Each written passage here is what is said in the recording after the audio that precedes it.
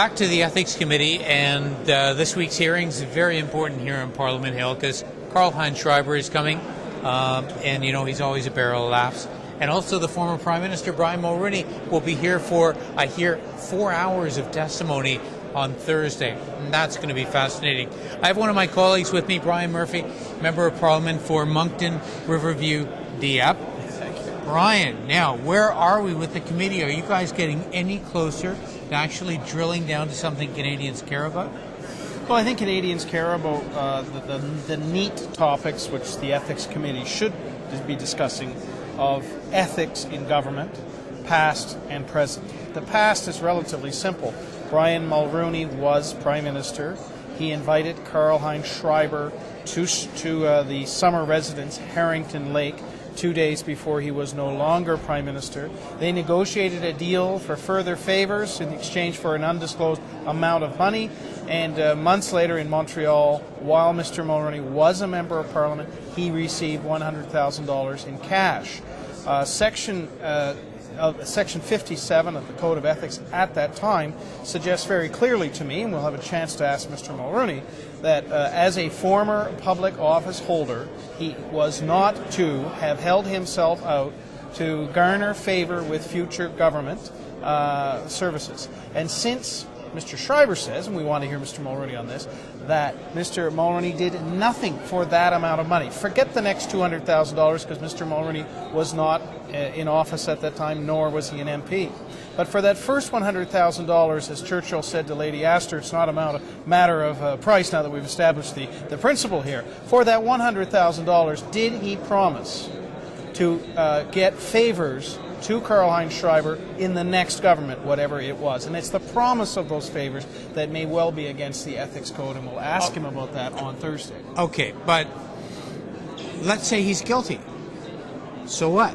Well, he's breached some ethical standards, if that's the case, right. Garth. We have to remember, although we're in the parliamentary precinct, everything I say to you has to be conditional that we want to hear from Mr. But if he has, but if he did, then what's going to happen next? Well, there's a fiscal consequence. $2.1 million in Canadian taxpayer money was paid to Brian Mulroney and his legal team mainly. Not to Brian Mulroney, but to his legal team and his PR team and his spin doctors, because there was an acknowledgement on behalf of the Canadian government and the taxpayers of Canada at that time that Mr. Mulroney did nothing wrong.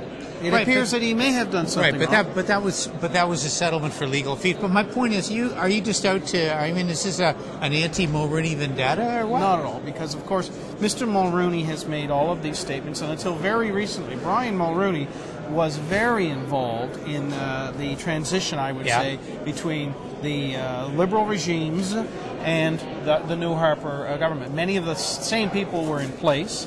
Mr. Mulroney and some of his advisors may, in fact, be unregistered lobbyists. And, you know, Garth, I sat in C2 accountability, my first baptism by fire here on the Hill, and you couldn't have heard sanctimony higher than coming from Conservative MPs about how this shouldn't happen, yet it appears that Mr. Mulroney and his acolytes were all over Parliament Hill. And if a person who has that past is involved in this government or was involved in the foundation of it, I think from this time forward you won't see any mention or presence of Brian Mulroney in the Harper government or amongst his following.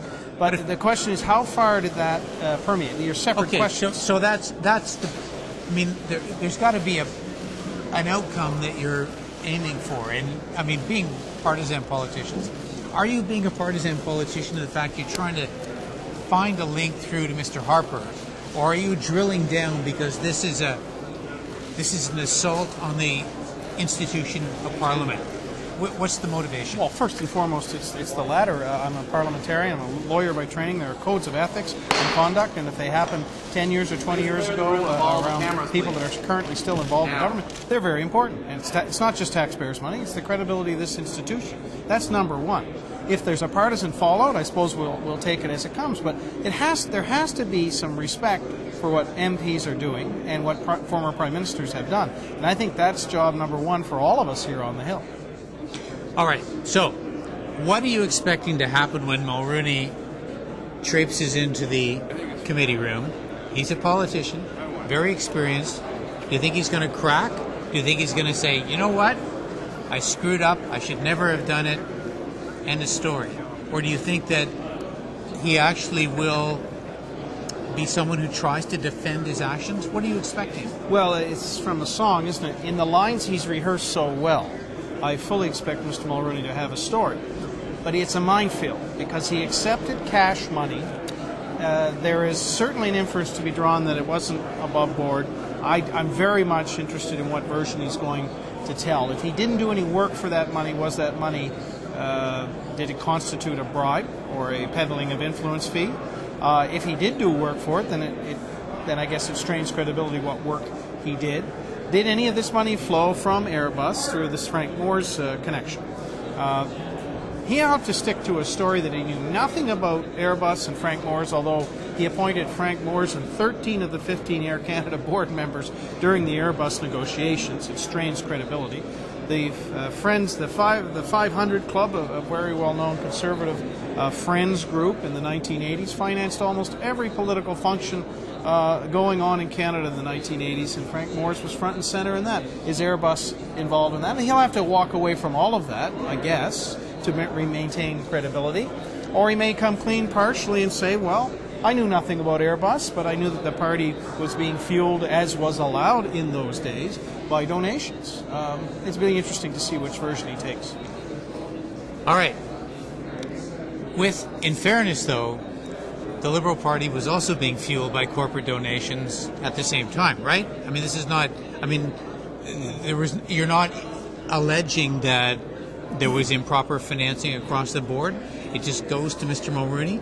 And if it was Mr. Mulroney who admits that he took cash after he stopped being Prime Minister, before he stepped down as an MP, what are the consequences? Well, if he took cash to curry favor with the Kim Campbell government, which never actually took off very far, then I would think that that's where Section 57 of the Code of Ethics. If it's cash for something else, well, it's his private life, isn't it? Which is why I was that's what I meant. The consequence, though, if he was in breach of the ethics guidelines at the time, saying a sitting MP should not take money, I mean, is there a penalty? Is there a consequence for him? Let's see how far it goes. I mean, I don't expect him to admit this, but if it all flows this way... You don't think he's going to say, yeah, I screwed up? There's not a day in my life I don't regret that decision? He's hinted at it, right? Well, he's hinted at taking the money. Right. But he's never gone as far as to say what he took the money for and whether he feels guilty about that. Right. He said it's the worst thing he did in his life to accept the cash money. So why did he accept the money? What did he get in return? What did his benefactor get in return for those packets of money? We'd like to know. There has to be an answer. You don't just give somebody $100,000. At least doesn't happen to me lately, Garth, nor do your viewers, I imagine. Wow. You're a bad MP then, aren't you? All right. Well, thank you. This is going to be really interesting on Thursday, so we'll bring you blow by blow. Thanks for watching MPtv.